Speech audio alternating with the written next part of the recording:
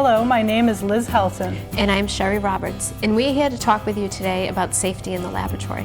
The laboratory experience is an important part of this course, and the following recommendations are intended to help you develop good laboratory work habits and keep the possibility of accidents to a minimum. So listen carefully and ask your instructor any questions you may have.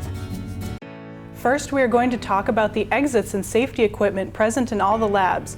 Your instructor will show you where each of these items is located in the lab you are using. There is also a map showing these features on the bulletin board in your classroom. Be sure to familiarize yourself with the locations in the lab.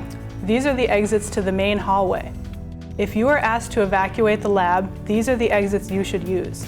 Here is the fire extinguisher. Each fire extinguisher is a bit different, but the instructions are clearly marked and involve removing a pin, aiming the fire extinguisher at the base of the fire, and squeezing the lever to release the foam.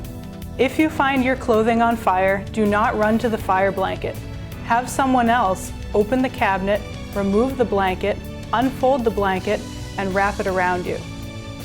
You should then roll on the floor to extinguish the flames. Have someone call public safety using the emergency button on the lab phone. If you get something in your eyes, remove your contact lenses. Move quickly to the eye wash station. Put your eyes close to the faucets. Turn the water on. The on paddle is to the right.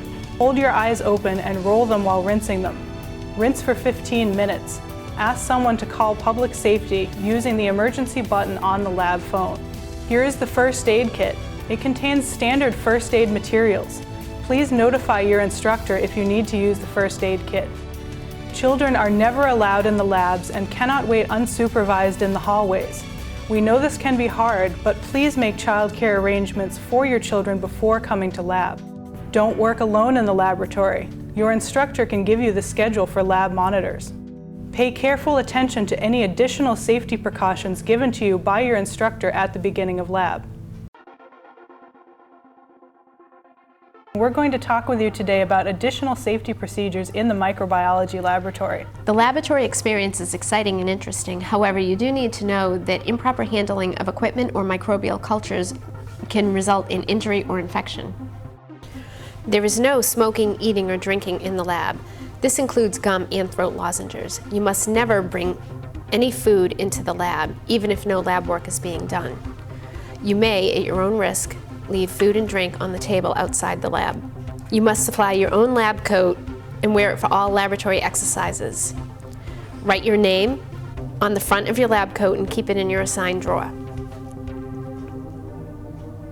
Your lab coat must be autoclaved before you take it home, or if it is contaminated. You must wear eye protection when you are heating any chemicals. Before using the goggles, clean them with a safety clean towelette. One example is during steam staining. You must also wear gloves when you are steam staining. Tie back long hair during any laboratory exercises. You need to dispose of contaminated material properly. Pay close attention, as this is extremely important. Put all culture tubes on the racks on the lab cart in front of the room. Be sure the caps are loosened. Tell the instructor if the racks are full. There are plenty of racks.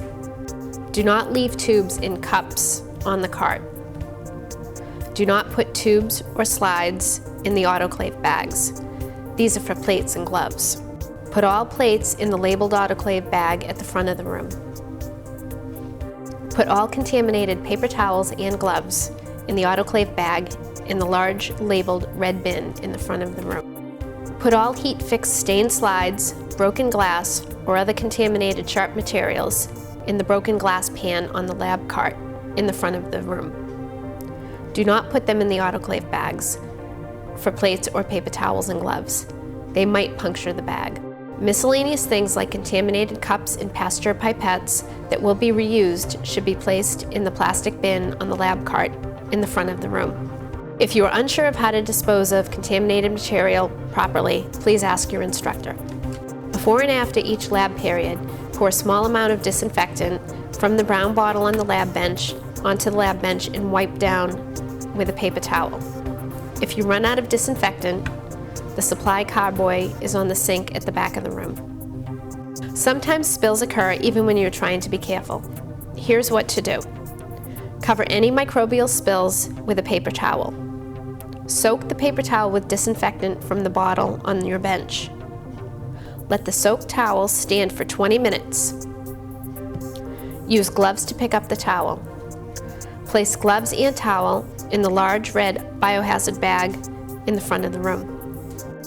Transport tubes and store tubes in incubators, refrigerator, or lab bench in cups or racks. The cups are in a cardboard box on top of the refrigerator.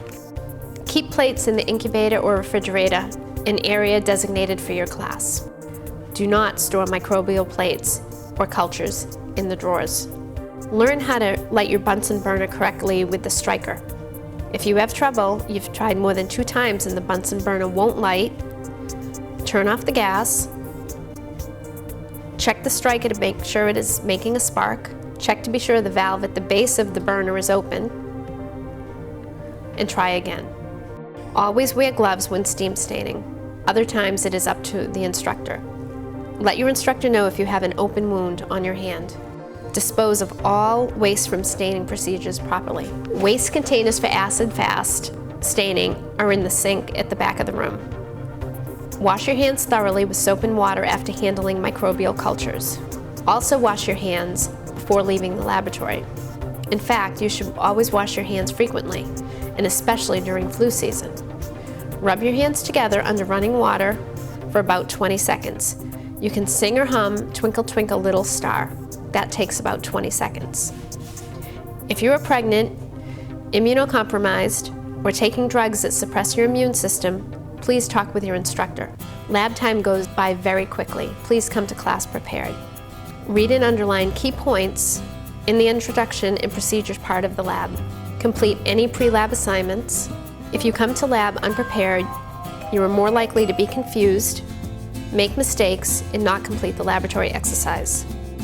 Now that we've gone through all of the safety procedures, please complete the information on the safety sheet your instructor has given you and turn in the bottom part to your instructor.